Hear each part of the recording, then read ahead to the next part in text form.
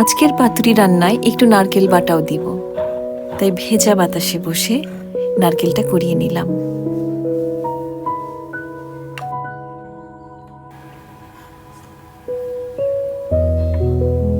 পাতুরির জন্য লাগবে এই উপকরণগুলো: 2 টেবিল চামচ সাদা সর্ষে, 10-12টি কাজু বাদাম, 1 ইঞ্চি পরিমাণ আদা, কয়েকটি কাঁচামরিচ, 2টি রসুন কোয়া, জিরা, লবণ আর 1 চা চামচ হলুদ।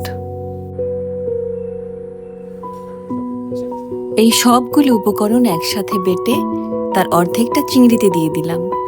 নারকেল বাটাও দিলাম অর্ধেকটা, বাকি অর্ধেকটা গ্রেভি তৈরির সময় লাগবে।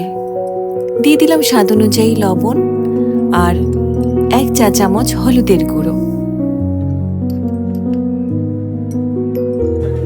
দিয়ে দিলাম 1 টেবিল চামচ খাঁটি সর্ষের তেল।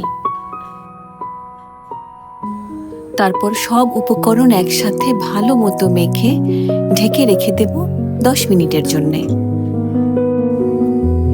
তারপর কয়েকটি কচু পাতায় 2টি করে চিংড়ি, একটু মশলা আর 2টি কাঁচামরিচ রেখে ভাঁজ করে একটি পোটলা বানিয়ে ফেললাম।